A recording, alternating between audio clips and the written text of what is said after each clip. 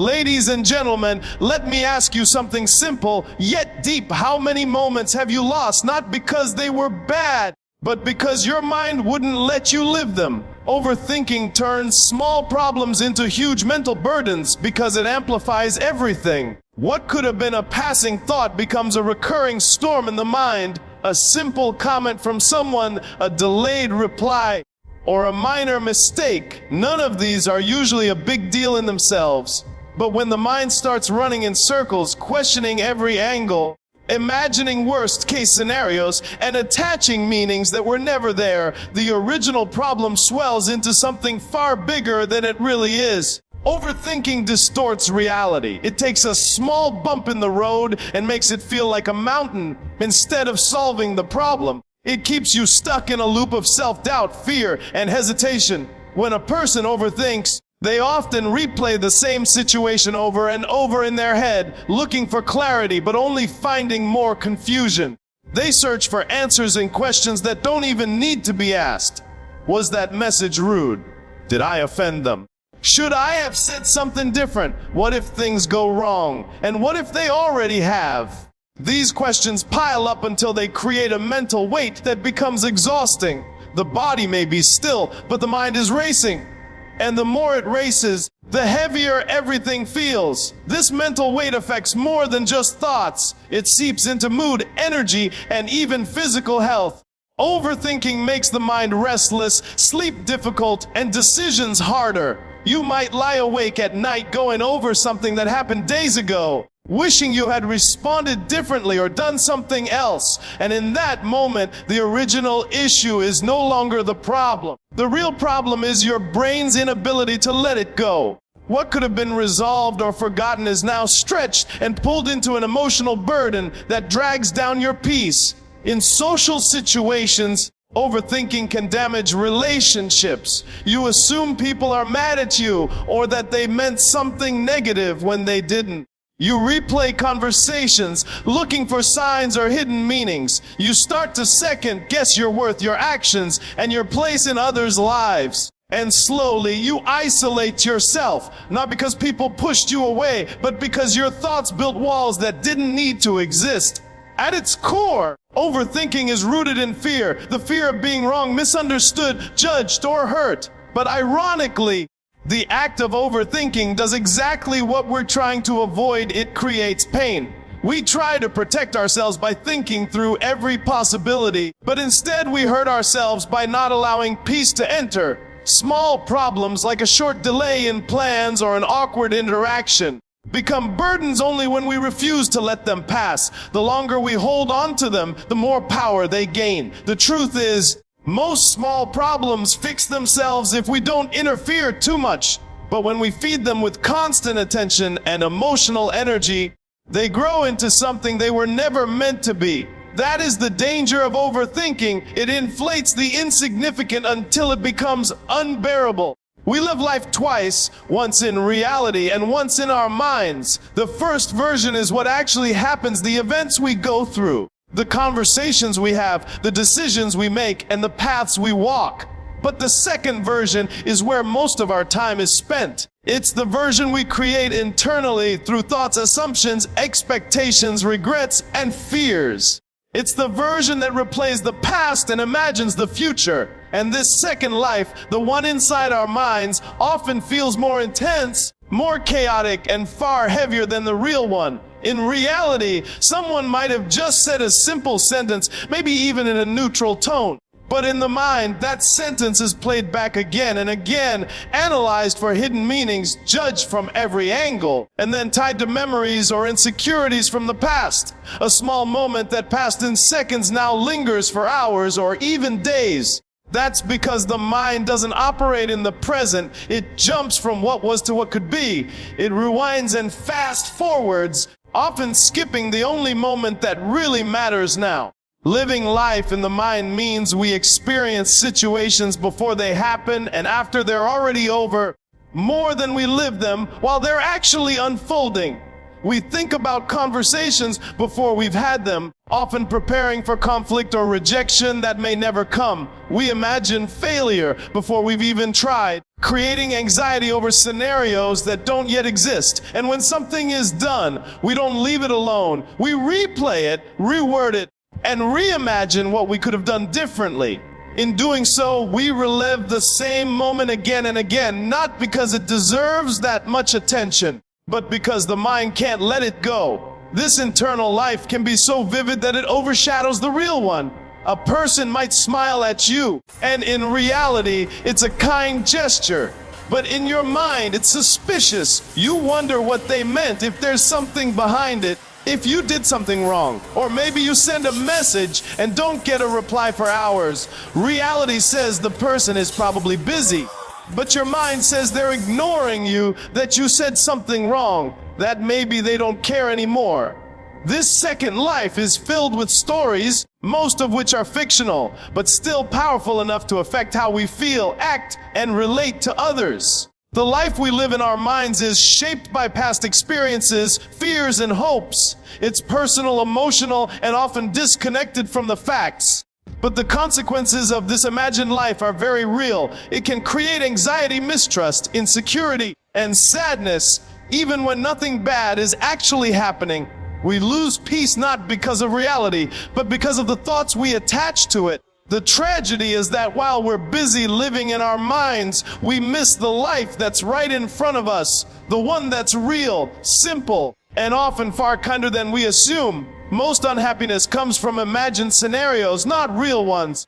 The human mind has an extraordinary ability to create stories about what might go wrong, what others might be thinking, or how situations might unfold. These stories often have little to do with actual reality. They're born from fear, insecurity, and the need for control. And because the mind can't always distinguish between imagination and fact on an emotional level, these imagined scenarios can trigger real stress, sadness, and anxiety. Think about how many times you've worried about something that never even happened. You might have stayed up all night thinking about a possible argument, a potential failure, or a worst-case outcome. You may have played out entire conversations in your head, practicing your defense, preparing for rejection, or expecting disappointment. Then, when the actual situation arrives, or doesn't arrive at all, you realize that all that mental suffering was unnecessary. Nothing bad actually happened, but the imagined version drained you anyway. That's the kind of unhappiness that isn't tied to events but to thoughts. The mind has a habit of filling in blanks when it doesn't have all the information. Someone doesn't text you back. They don't smile at you today.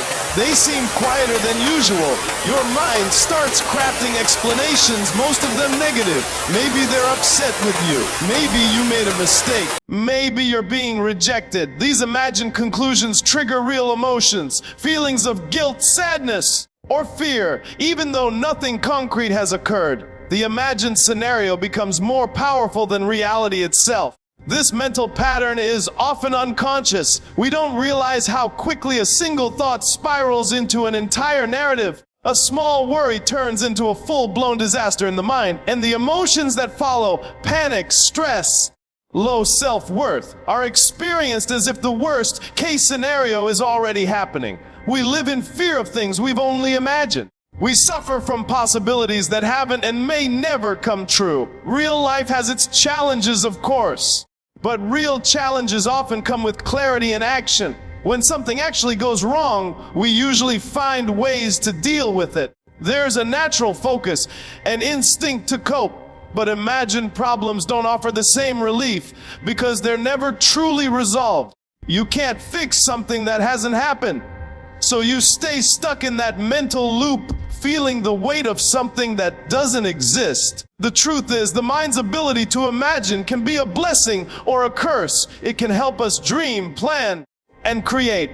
But it can also make us miserable when it becomes obsessed with fear and control. Most of our unhappiness doesn't come from the present moment. It comes from the mind's resistance to uncertainty. We try to prepare ourselves for every outcome by imagining the worst ones, thinking that somehow this protects us. But all it really does is steal our peace. In the end, what hurts us most isn't what's real, it's what we keep imagining behind it. Overthinking paralyzes decision making and destroys presence in profound ways, leaving us stuck in a loop of uncertainty and self-doubt. When we overthink, we become so fixated on finding the perfect solution, the right words, or the most favorable outcome that we forget to just act. We get caught in a cycle of questioning, second-guessing, and over-analyzing, trying to predict every possible outcome before making a move. This constant mental tug of war pulls us away from the present moment and forces us to live in a state of perpetual hesitation.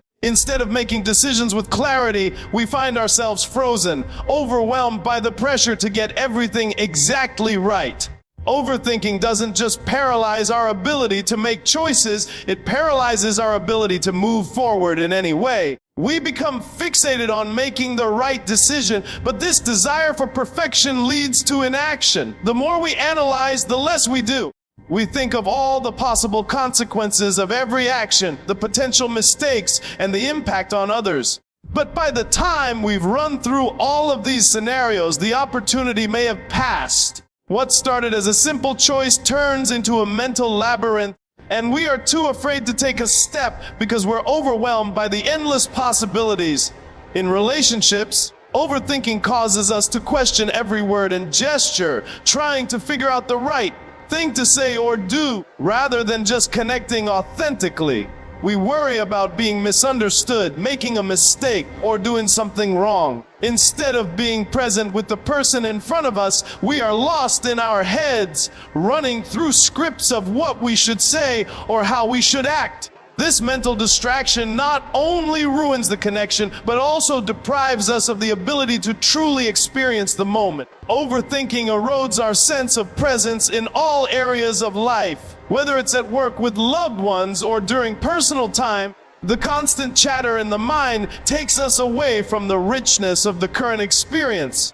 We're unable to fully immerse ourselves in what's happening because we're so focused on what might happen. Our attention is divided between the present moment and the hundreds of hypothetical scenarios playing out in our minds. Instead of enjoying a conversation, we're analyzing every word and gesture. Instead of savoring a meal, we're consumed with what's on the to-do list. Instead of appreciating the beauty of the day, we're ruminating on past mistakes or imagining future worries. The paralysis that comes from overthinking isn't just emotional. It has real-life consequences. Opportunities slip by unnoticed, relationships become strained, and personal growth stalls because we are too trapped in our own mental maze to move forward. Every decision feels monumental, but the more we deliberate, the harder it becomes to make a choice. In the end, overthinking doesn't protect us. It weakens our ability to act with confidence and clarity. It destroys our ability to be present, taking us out of the here and now and trapping us in a mental world of what-ifs and maybes. Instead of living fully, we live in a constant state of mental paralysis, waiting for the perfect moment that never comes. Letting go is a skill that leads to real happiness because it allows us to free ourselves from the weight of expectations, regrets, and attachments. We live in a world that encourages control, perfection, and constant striving, but these pressures often leave us feeling drained, anxious, and disconnected from the things that truly bring us joy. Letting go isn't about giving up or being passive. It's about acknowledging that there are things outside of our control and choosing to release the mental and emotional burdens that weigh us down. When we learn to let go, we create space for peace, growth, and the freedom to experience life in its fullness. One of the hardest things to let go of is the need for control. We try to control every aspect of our lives, our careers, relationships, health, and even the way others perceive us. But the truth is, life is unpredictable. Things don't always go according to plan, and people don't always respond in the ways we hope. The more we try to force outcomes, the more frustrated and dissatisfied we become when things don't work out. Letting go of the need for control doesn't mean we stop making an effort. It means we accept that some things are simply beyond our influence. By doing so, we release the constant stress of trying to dictate every outcome and open ourselves up to a more natural flow of life. Another area where letting go brings happiness is in releasing the past. We all carry memories, both good and bad, that shape who we are. But sometimes we hold on to pain, guilt, or regret for far too long. We replay mistakes in our minds, thinking that if we could just change them, we could change our future. But holding on to the past keeps us anchored to old patterns and prevents us from moving forward. Letting go of past hurts doesn't mean forgetting or condoning them. It means choosing to stop letting them control our present. When we let go of the past, we free ourselves from its grip and give ourselves permission to heal, to learn, and to embrace the opportunities that come with each new day. Letting go also means letting go of expectations. We often set ourselves up for disappointment by having rigid ideas about how life should unfold. We expect certain things to happen, certain outcomes to manifest, or specific people to behave in particular ways. When reality doesn't align with these expectations, we feel frustration and resentment. Letting go of expectations doesn't mean we stop dreaming or striving for better. It means we allow ourselves to be open to whatever comes without rigid demands on how things should be. This openness creates space for surprises, growth, and the ability to enjoy life as it is, not as we wish it would be. Finally, letting go is a skill that allows us to be more present. When we release the constant noise of the past and future, we can focus on what's right in front of us. We stop worrying about what might happen and start appreciating what is happening. This presence is where true happiness lives, not in the future, not in the past, but in the richness of the moment. When we let go, we let life in, unfiltered, unburdened, and full of possibility. This simple act of release brings clarity, peace, and the space to embrace joy in its purest form. Happiness isn't about control, it's about flow. In a world where we are constantly taught to plan, manage, and dictate the outcomes of our lives, it can be hard to understand that true happiness doesn't come from trying to control every detail. Control creates rigidity, stress, and a sense of disconnection, while flow allows for ease, freedom, and a deep sense of being in tune with life. When we're too focused on controlling every aspect of our existence, we miss the natural rhythm that exists all around us. The beauty of life is found in its fluidity, the way it moves, changes, and unfolds in unexpected ways. True happiness lies not in trying to master every moment, but in learning to go with the flow of life as it comes. When we try to control everything, we're essentially setting ourselves up for disappointment. We place unrealistic expectations on ourselves, others, and the circumstances around us. We believe that happiness depends on getting everything right, on achieving specific goals, reaching certain milestones, or ensuring that everyone in our lives is happy and content. But the reality is that life doesn't work according to a neatly written script. It's full of surprises, setbacks, and unpredictability. When we hold on too tightly to control, we become frustrated when things don't go as planned. The tighter we grip, the more anxiety and dissatisfaction we create. We end up living in constant fear of things going wrong, and this fear prevents us from fully engaging with life. On the other hand, flow is about letting go of that need to control every outcome and instead allowing ourselves to move with life as it unfolds. Flow is a state of being where we are deeply connected to the present moment. It's the experience of being fully immersed in an activity, a conversation, or a situation without worrying about what's next. When we're in flow, time seems to slow down, and we feel a sense of ease and alignment. We're not fighting against life or trying to force anything to happen. We're simply allowing ourselves to be part of it, to go with the current and trust that things will unfold in the way they're meant to. One of the core elements of flow is trust. It's the trust that even when things don't go as planned, there's a reason for it, a lesson to be learned, or an opportunity to be discovered. It's the understanding that life doesn't need to be tightly controlled to be meaningful. In fact, sometimes the best moments come when we allow ourselves to surrender to life's uncertainties, whether it's an unexpected opportunity, a change in direction, or an unforeseen challenge. Flow allows us to embrace these moments without resistance. We stop trying to force outcomes and instead allow the experience to unfold naturally. Another aspect of flow is the idea of acceptance. When we let go of the need for control, we accept that we can't change everything, and that's okay. We accept that life will sometimes throw curveballs, that people will sometimes let us down, and that things won't always go according to plan. Instead of resisting these realities, we learn to work with them. We find new ways to navigate the challenges we face, and we do so with a sense of openness and curiosity. Acceptance doesn't mean giving up. It means surrendering to the flow of life and allowing ourselves to adjust, adapt, and evolve. Flow also allows us to find a deeper connection with ourselves and others. When we're constantly focused on control, we become disconnected from the present moment and the people around us. We're too busy planning for the future or worrying about the past to truly connect. But when we let go and embrace flow, we become more attuned to our feelings, our desires, and the needs of those around us. We listen more deeply, respond more authentically, and show up in a way that fosters genuine connections. At its core, happiness is about being at peace with the uncertainty and unpredictability of life. It's about finding joy in the process rather than the end result.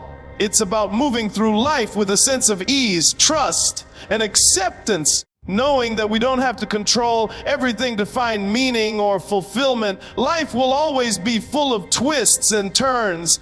But when we embrace the flow, we find that we are always in the right place at the right time. We stop chasing happiness and instead we allow it to flow through us. So, the next time you feel the urge to control every detail of your life, remember this: happiness isn't found in perfection or in the relentless pursuit of outcomes. It's found in the moments where you let go of the need to control and embrace the flow of life as it is. Trust the process, accept the uncertainty, and allow yourself to move with the rhythm of the world around you. Life will unfold in ways you can't predict, but if you stay open, present, and connected, you'll find that the journey itself is where true happiness resides. Let go of the need to master every moment and instead let life teach you how to live fully. When you do, happiness will come naturally,